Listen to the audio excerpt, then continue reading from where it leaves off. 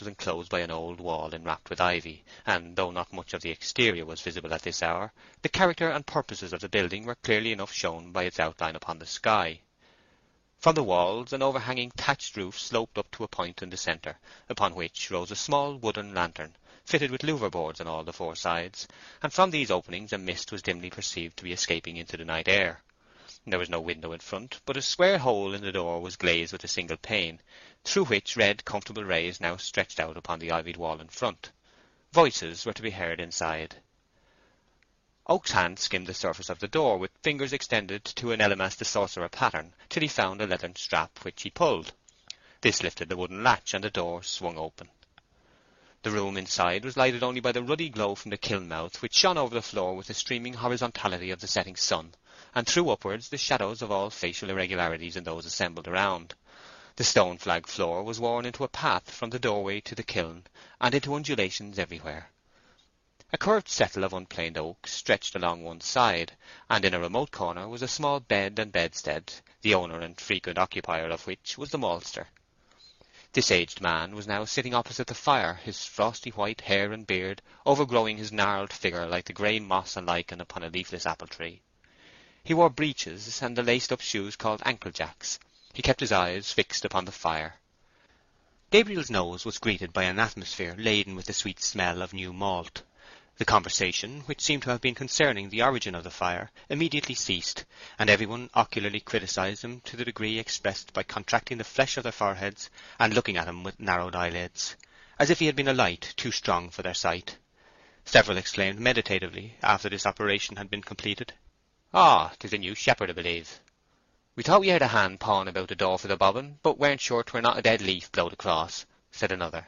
"Come in, shepherd. Sure ye be welcome, though we don't know your name." "Gabriel Oak, that's my name, neighbours." The ancient maltster, sitting in the midst, turned at this, his turning being as the turning of a rusty crane. "That's never Gabriel Oak's grandson over at Norcombe, never," he said, as a formula expressive of surprise, which nobody was supposed for a moment to take literally. "My father and my grandfather were old men of the name of Gabriel," said the shepherd placidly. "Thought I know the man's face as I seed him on the rick. Thought I did. And where be you trading off to now, shepherd?" "I'm thinking of biding here," said Mr. Oak. "Knowed your grandfather for years and years," continued the maltster, the words coming forth of their own accord, as if the momentum previously imparted had been sufficient. "Ah, and did you?" "Knowed your grandmother." "And her too?" "Likewise knowed your father when he was a child. Why, my boy Jacob there and your father were sworn brothers. That they were, sure. Weren't you, Jacob?" "Ah, sure," said his son, a young man about 65, with a semi-bald head and one tooth in the left centre of his upper jaw, which made much of itself by standing prominent, like a milestone in a bank. "But 'twas Joe had most to do with him. However, my son William must have known the very man afore us. Didn't he, Billy, afore you left Norcombe?" "No, 'twas Andrew," said Jacob's son, Billy, a child of 40 or thereabouts, who manifested the peculiarity of possessing a cheerful soul in a gloomy body, and whose whiskers were assuming a chinchilla shade here and there. "I can mind Andrew," said Oak, "as being a man in the place when I was quite a child." "Ah, and the other day I and my youngest daughter Liddy were over at my grandson's christening," continued Billy. "We were talking about this very family, and 'twas only last purification day in this very world, when the use money is gied away to the second best poor folk, you know, shepherd. And I can mind the day, because they all had to traipse up to the vestry. Yeah, this very man's family." "Come, shepherd, and drink. 'Tis gape and swaller with us. A drop of summat, but not of much account," said the maltster, removing from the fire his eyes, which were vermilion red and bleared by gazing into it for so many years. "Take up the God forgive me, Jacob, and see if 'tis warm, Jacob." Jacob stooped to the God forgive me, which was a two-handled tall mug standing in the ashes, cracked and charred with heat. It was rather furred with extraneous matter about the outside, especially in the crevices of the handles, the innermost curves of which may not have seen daylight for several years, by reason of this encrustation thereon, formed of ashes accidentally wetted with cider and baked hard. But to the mind of any sensible drinker the cup was no worse for that, being incontestably clean on the inside and about the rim. It may be observed that such a class of mug is called a God forgive me in Weatherbury and its vicinity for uncertain reasons, probably because its size makes any given toper feel ashamed of himself when he sees its bottom in drinking it empty. Jacob, on receiving the order to see if the liquor was warm enough, placidly dipped his forefinger into it by way of thermometer. and having pronounced it nearly of the proper degree, raised the cup and very civilly attempted to dust some of the ashes from the bottom with the skirt of his smock-frock, because Shepherd Oak was a stranger. "A clean cup for the shepherd," said the maltster commandingly. "No, not at all," said Gabriel in a reproving tone of considerateness. "I never fuss about dirt in its pure state, and when I know what sort it is." Taking the mug, he drank an inch or more from the depths of its contents, and duly passed it to the next man. "Ah, I wouldn't think of giving such trouble to neighbours and washing up when there's so much work to be done in the world already," continued Oak in a moister tone, after recovering from the stoppage of breath, which is occasioned by pulls at large mugs. "A right sensible man," said Jacob. "True, true, it can't be gainsaid," observed a brisk young man, Mark Clark by name, a genial and pleasant gentleman, whom to meet anywhere in your travels was to know was to drink with, and to drink with was, unfortunately, to pay for. "And here's a mouthful of bread and bacon that missus have sent, Shepherd. The cider'll go down better with a bit of victuals. Don't ye chalk quite close, Shepherd, for I let the bacon fall in the road outside as I was bringing it along, and it may be 'tis rather gritty. There, 'tis plain dirt, and we all know what that is, as you say, and you bain't a particular man we see, Shepherd." "True, true, not at all," said the friendly Oak. "Don't let your teeth quite meet, and you won't feel the sandiness at all. 'Tis wonderful what can be done by contrivance." "My own mind exactly, neighbour." "Ah, he's his grandfar's own grandson. His grandfar were just such a nice unparticular man," said the maltster. "Drink, Henry Fray, drink," magnanimously said Jan Coggan, a person who held St. Simonian notions of share and share alike where liquor was concerned, as the vessel showed signs of approaching him in its gradual revolution among them. Having at this moment reached the end of a wistful gaze into mid-air, Henry did not refuse. He was a man of more than middle age, with eyebrows high up in his forehead, who laid it down that the law of the world was bad, with a long suffering look through his listeners at the world alluded to, as it presented itself to his imagination. He always signed his name Henery, strenuously insisting upon that spelling, and if any passing schoolmaster ventured to remark that the second E was superfluous and old-fashioned, he received the reply that Henery was the name he was christened, and the name he would stick to, in the tone of one to whom orthographical differences were matters which had a great deal to do with personal character. Mr. Jan Coggan, who had passed the cup to Henery, was a crimson man with a spacious countenance and private glimmer in his eye, whose name had appeared on the marriage register of Weatherbury and the neighbouring parishes as best man and chief witness in countless unions of the previous 20 years. He also very frequently filled the post of head godfather in baptisms of the subtly jovial kind. "Come, Mark Clark, come, there's plenty more in the barrel," said Jan. "Ah, that I will. 'Tis my only doctor," replied Mr. Clark, who, 20 years younger than Jan Coggan, revolved in the same orbit. He secreted mirth on all occasions for special discharge at popular parties. "Why, Joseph Poorgrass, ye hadn't had a drop," said Mr. Coggan to a self-conscious man in the background, thrusting the cup towards him. "Such a modest man as he is," said Jacob Smallbury. "Why, you've hardly had strength of eye enough to look in our young missus's face, so I hear, Joseph." All looked at Joseph Poorgrass with pitying reproach. "No, I've hardly looked at her at all," simpered Joseph, reducing his body smaller whilst talking, apparently from a meek sense of undue prominence. "And when I seed her, 'twas nothing but blushes with me." "Poor feller," said Mr. Clark. "'Tis a curious nature for a man," said Jan Coggan. "Yes," continued Joseph Poorgrass, his shyness, which was so painful as a defect, filling him with a mild complacency, now that it was regarded as an interesting study. "'Twere blush, blush, blush with me every minute of the time when she was speaking to me." "I believe you, Joseph Poorgrass, for we all know you to be a very bashful man." "'Tis an awkward gift for a man, poor soul," said the maltster. "And how long have you suffered from it, Joseph?" "Ah, ever since I was a boy. Yes, mother was concerned to her heart about it, yes, but 'twas all naught." "Did you ever go into the world and try to stop it, Joseph Poorgrass?" "I tried all sorts of company. They took me to Greenhill Fair, and into a great gay jerry-go-nimble show, where there were women folk riding around, standing upon horses, with hardly anything on but their smocks, but it didn't cure me a morsel. And then I was put errand man at the woman's skittle alley at the back of the Tailor's Arms in Casterbridge. 'Twas a horrible, sinful situation, and a very curious place for a good man. I had to stand and look bawdy people in the face from morning till night. But 'twas no use, I was just as bad as ever after all. Blushes have been in the family for generations. There, 'tis a happy providence that I be no worse." "True," said Jacob Smallbury, deepening his thoughts to a profounder view of the subject. "'Tis a thought to look at, that you might have been worse. But even as you be, 'tis a very bad affliction for you, Joseph.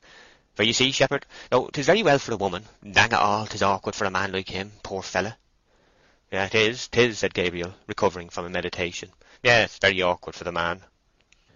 "Ay, and he's very timid too," observed Jan Coggan. "Once he had been working late at Yalbury Bottom, and had had a drop of drink and lost his way as he was coming home along through Yalbury Wood. Didn't he, Master Poorgrass?" "No, no, not that story," expostulated the modest man, forcing a laugh to bury his concern. "And so lost himself quite," continued Mr. Coggan with an impassive face, implying that a true narrative, like time and tide, must run its course, and would respect no man.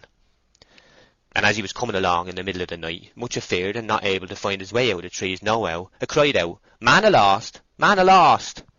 A owl in a tree happened to be crying, 'Hoo, hoo, hoo,' as owls do, you know, shepherd." Gabriel nodded. "And Joseph, all in a tremble, said, 'Joseph Poorgrass of Weatherbury, sir.'" "No, no, now that's too much," said the timid man, becoming a man of brazen courage all of a sudden. "I didn't say, sir. I'll take my oath I didn't say, 'Joseph Poorgrass of Weatherbury, sir.' No, no, what's right is right, and I never said sir to the bird, knowing very well that no man of a gentleman's rank would be hollering there at that time of night. 'Joseph Poorgrass of Weatherbury.' That's every word I said, and I shouldn't have said that if it hadn't been for Keeper Day's metheglin. There, 'twas a merciful thing it ended where it did." The question of which was right being tacitly waived by the company, Jan went on meditatively. "And he's a fearfulest man, bain't ye, Joseph? Ah, another time you were lost by Lammindown Gate, weren't ye, Joseph?" "I was," replied Poorgrass, as if there were some conditions too serious even for modesty to remember itself under, this being one. "Yes, that were in the middle of the night too. The gate would not open, try how he would, and knowing there was the devil's hand in it, he kneeled down." "Ah," said Joseph, acquiring confidence from the warmth of the fire, the cider, and the perception of the narrative capabilities of the experience alluded to. "My heart died within me that time, but I kneeled down and said the Lord's Prayer, and then the belief right through, and then the 10 Commandments in earnest prayer. But no, the gate wouldn't open. And then I went on with dearly beloved brethren, and thinks I, this makes 4, and 'tis all I know out of the book, and if this don't do it, nothing will, and I'm a lost man. Well, when I got to saying after me, I rose from my knees and found that the gate would open. Yes, neighbours, the gate opened the same as ever." A meditation on the obvious inference was indulged in by all, and during its continuance each directed his vision into the ash-pit, which glowed like a desert in the tropics under a vertical sun, shaping their eyes long and liney, partly because of the light, partly from the depth of the subject discussed. Gabriel broke the silence. "What sort of place is this to live at? And what sort of missus is she to work under?" Gabriel's bosom thrilled gently as he thus slipped under the notice of the assembly the innermost subject of his heart. "We know little of her, nothing. She only showed herself a few days ago. Her uncle was took bad, and the doctor was called with his world-wide skill, but he couldn't save the man. As I take it, she's going to keep on the farm." "That's about the shape of it, I believe," said Jan Coggan. "Ah, 'tis a very good family. I'd as soon be under them as under one here and there. Her uncle was a very fair sort of man. Did you know him, shepherd? A bachelor man?" "Not at all." "I used to go to his house a courting my first wife, Charlotte, who was his dairymaid. Well, a very good-hearted man were Farmer Everdene, and I, being a respectable young fellow, was allowed to call and see her, and drink as much ale as I liked, but not to carry away any. Outside of my skin, I mean, of course." Ah, Jan Coggan, we know your meaning." "And, you see, 'twas beautiful ale, and I wished to value his kindness as much as I could, and not to be so ill-mannered as to drink only a thimbleful, which would have been insulting to the man's generosity." "True, Master Coggan, 'twould so," corroborated Mark Clark. "And so I used to eat a lot of salt fish afore going, and then by the time I got there I were as dry as a lime basket. So thoroughly dry that that ale would slip down. Ah, 'twould slip down sweet. Happy times, heavenly times. Such lovely drunks as I used to have at that house. You can mind Jacob. You used to go with me sometimes." I can," said Jacob. "That one too that we had at the Buck's Head on a White Monday was a pretty tipple." "'Twas, but for a wet of the better class, that brought you no nearer to the horned man than you were before you begun. There was none like those in Farmer Everdene's kitchen. Not a single dam allowed. No, not a bare poor one, even at the most cheerful moment when all were blindest, though the good old word of sin thrown in here and there at such times is a great relief to a merry soul." "True," said the maltster. "Nature requires her swearing at regular times, or she's not herself, and unholy exclamations is a necessity of life." "But Charlotte," continued Coggan, "not a word of the sort would Charlotte allow, nor the smallest item of taking in vain. Ah, poor Charlotte! I wonder if she'd had the good fortune to get into heaven when I died. But I never was much in luck's way, and perhaps I went downwards after all, poor soul." "And did any of you know Miss Everdene's father and mother?" inquired the shepherd, who found some difficulty in keeping the conversation in the desired channel. "I knew 'em a little," said Jacob Smallbury, "but they were townsfolk and didn't live here. They've been dead for years. Father, what sort of people were Mrs.'s father and mother?" "Well," said the maltster, "he wasn't much to look at, but she was a lovely woman. He was fond enough of her as a sweetheart." "He used to kiss her scores and long hundreds of times, so 'twas said," observed Coggan. "He was very proud of her, too, when they were married, as I've been told," said the maltster. "Ay," said Coggan, "he admired her so much that he used to light the candle 3 times a night to look at her." "Boundless love! I shouldn't have supposed it in the universe," murmured Joseph Poorgrass, who habitually spoke on a large scale in his moral reflections. "Well, to be sure," said Gabriel. "Oh, 'tis true enough. I know the man and woman both well. Levi Everdene, that was the man's name, sure. Man, sayeth I in my hurry, but he were of a higher circle of life than that. I was a gentleman tailor, really, worth scores of pounds, and he became a very celebrated bankrupt 2 or 3 times." "Oh, I thought he was quite a common man," said Joseph. "Oh, no, no. That man failed for heaps of money, hundreds in gold and silver." The maltster being rather short of breath, Mr. Coggan, after absently scrutinizing a coal which had fallen among the ashes, took up the narrative with a private twirl of his eye. "Well, now, you'd hardly believe it, but that man, our Miss Everdene's father, was one of the ficklest husbands alive, after a while. Understand, I didn't want to be fickle, but I couldn't help it. The poor fellow were faithful and true enough to her in his wish, but his heart would rove, do what he would. He spoke to me in real tribulation about it once. 'Coggan,' he said, 'I could never wish for a handsomer woman than I've got, but feeling she's ticketed as my lawful wife, I can't help my wicked heart wandering, do what I will.' But alas, I believe he cured her by making her take off her wedding ring and calling her by her maiden name, as they sat together after the shop was shut, and so I would get to fancy she was only a sweetheart and not married to him at all. And as soon as he could thoroughly fancy he was doing wrong and committing the 7th, I got to like her as well as ever, and they lived on a perfect picture of mutual love. Well, that was a most ungodly remedy," murmured Joseph Poorgrass, "but we ought to feel deep cheerfulness that a happy providence kept it from being any worse. You see, he might have gone the bad road, and given his eyes to unlawfulness entirely. Yes, gross unlawfulness, so to say it." "You see," said Bill Smallbury, "the man's will was to do right, sure enough, but his heart didn't chime in." "He got so much better that he was quite godly in his later years, wasn't he, Jan?" said Joseph Poorgrass. "He got himself confirmed over again in a more serious way, and took to saying Amen almost as loud as the clerk, and he liked to copy comforting verses from the tombstones. He used to hold the money plate at 'Let your light so shine,' and stand godfather to poor little come-by-chance children.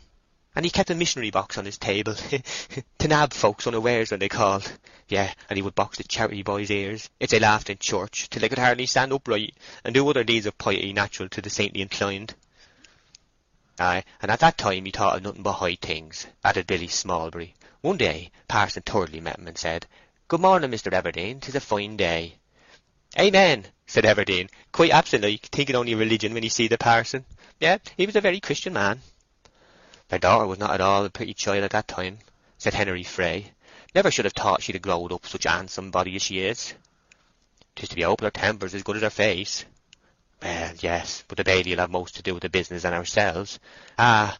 Henery gazed in the ashpit and smiled volumes of ironical knowledge. "A queer Christian, like a devil's head in a cowl, as the saying is," volunteered Mark Clark.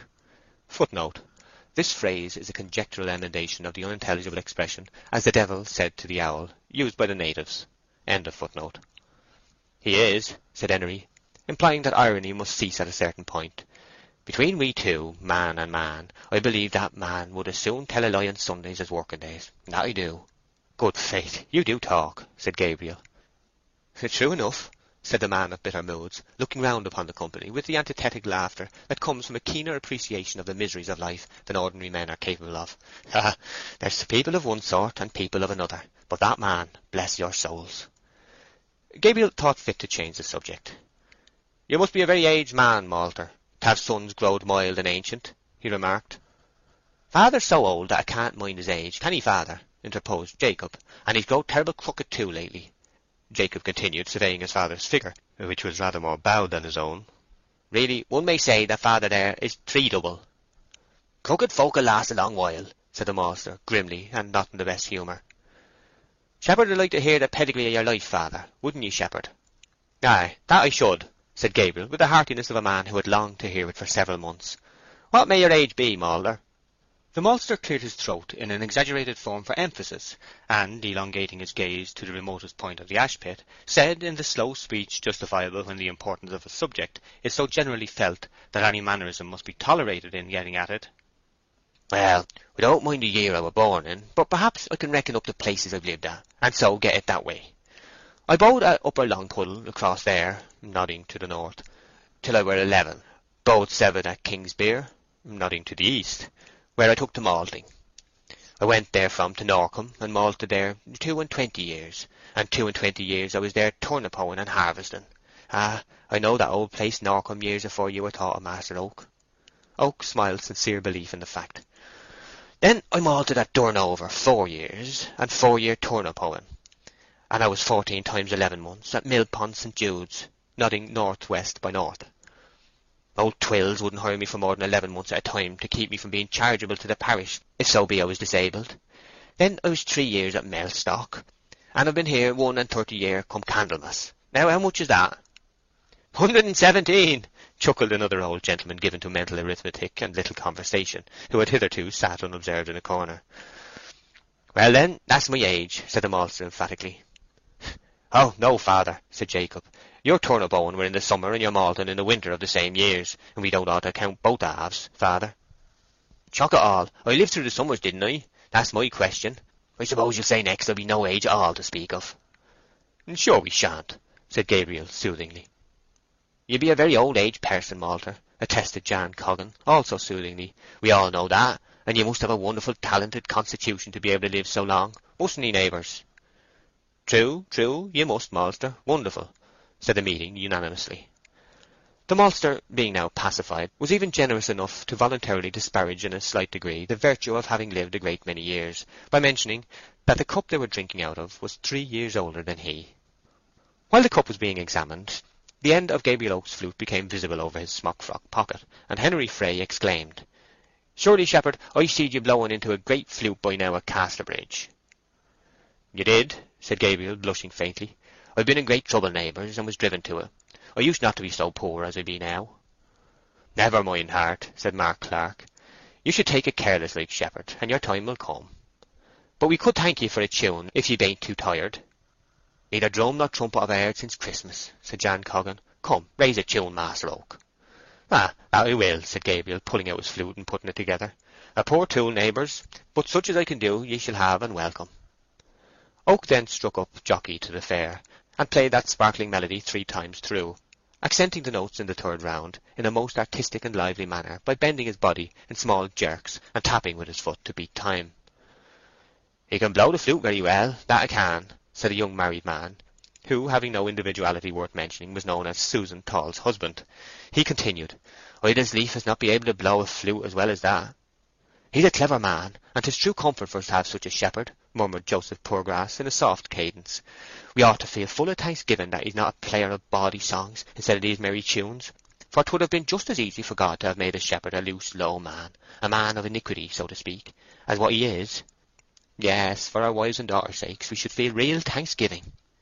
"True, true, real thanksgiving," dashed in Mark Clark conclusively, not feeling it to be of any consequence to his opinion that he had only heard about 1.75 of what Joseph had said.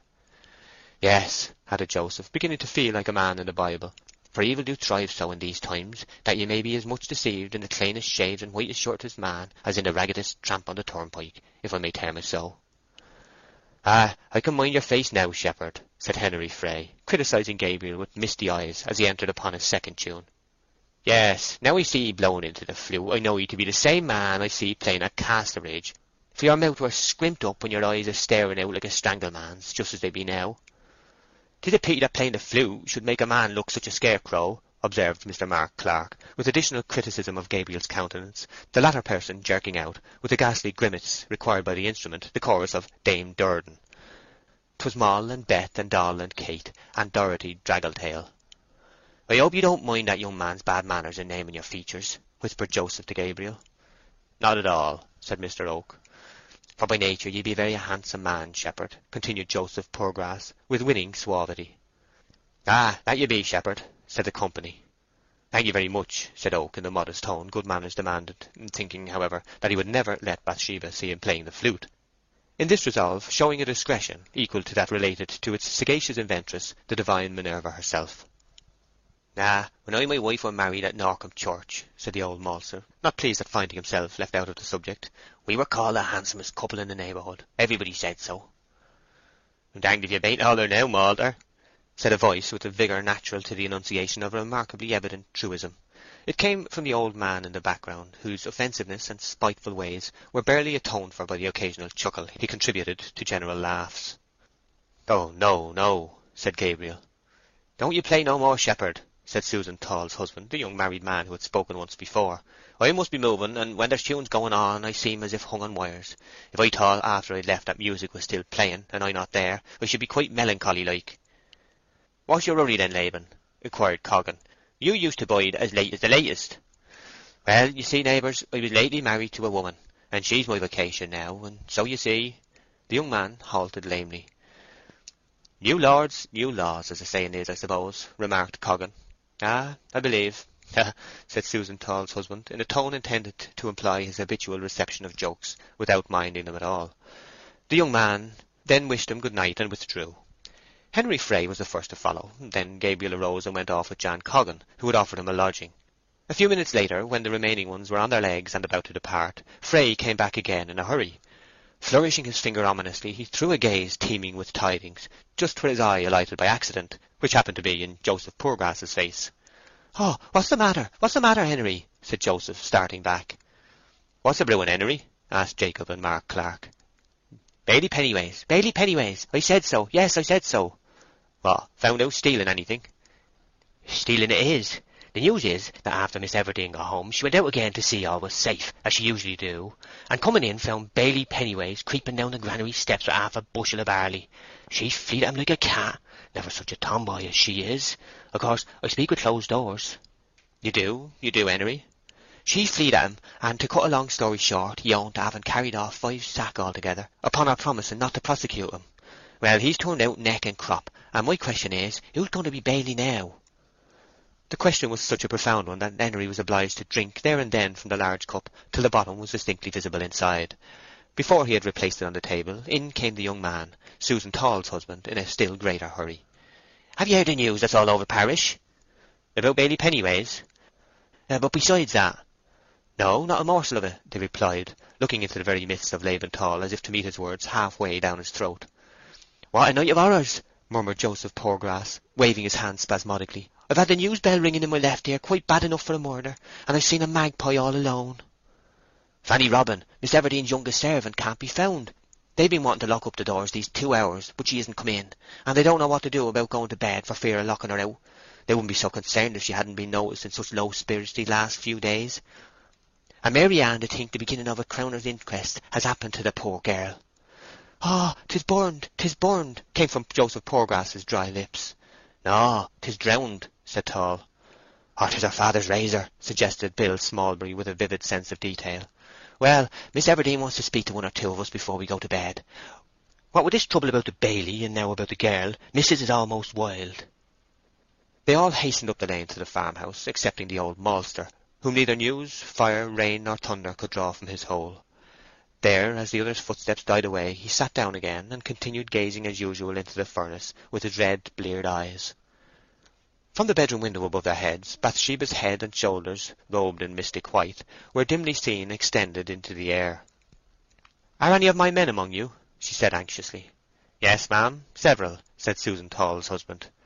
"Tomorrow morning I wish 2 or 3 of you to make inquiries in the villages round if they have seen such a person as Fanny Robin. Do it quietly, there's no reason for alarm as yet. She must have left whilst we were all at the fire." "Beg your pardon, but had she any young man courting her in the parish, ma'am?" asked Jacob Smallbury. "I don't know," said Bathsheba. "I never heard any such thing, ma'am," said 2 or 3. "It is hardly likely either," continued Bathsheba, "for any lover of hers might have come to the house if he had been a respectable lad. The most mysterious matter connected with her absence, indeed the only thing which gives me serious alarm, is that she was seen to go out of the house by Mary Ann with only her indoor working gown on, and not even a bonnet." "And you mean, ma'am, excusing my words, that a young woman would hardly go to see a young man without dressing up?" said Jacob, turning his mental vision upon past experiences. "That's true. She would not, ma'am." "She had, I think, a bundle, though I couldn't see very well," said a female voice from another window, which seemed that of Mary Ann. "But she had no young man about here. Hers lives in Casterbridge, and I believe he's a soldier." "Do you know his name?" Bathsheba said. "No, mistress. She was very close about it." "Perhaps I might be able to find out if I went to Casterbridge Barracks," said William Smallbury. "Very well. If she doesn't return tomorrow, mind you go there and try to discover which man it is, and see him. I feel more responsible than I should if she had had any friends or relations alive. I do hope she has come to no harm through a man of that kind. And then there's this disgraceful affair of the bailiff, but I can't speak of him now." Bathsheba had so many reasons for uneasiness that it seemed she did not think it worth while to dwell upon any particular one. "Do as I told you, then," she said in conclusion, closing the casement. "Aye, aye, missus, we will," they replied, and moved away. That night at Coggan's, Gabriel Oak, beneath the screen of closed eyelids, was busy with fancies, and full of movement, like a river flowing rapidly under its ice. Night had always been the time at which he saw Bathsheba most vividly, and through the slow hours of shadow he tenderly regarded her image now. It is rarely that the pleasures of the imagination will compensate for their pain of sleeplessness, but they possibly did with Oak tonight, for the delight of merely seeing her effaced for the time his perception of the great difference between seeing and possessing. He also thought of plans for fetching his few utensils and books from Norcombe: the young man's best companion, the farrier's sure guide, the veterinary surgeon, Paradise Lost, the Pilgrim's Progress, Robinson Crusoe, Ash's Dictionary, and Wilkingame's Arithmetic constituted his library, and though a limited series, it was one from which he had acquired more sound information by diligent perusal than many a man of opportunity has done from a furlong of laden shelves. End of chapter 8.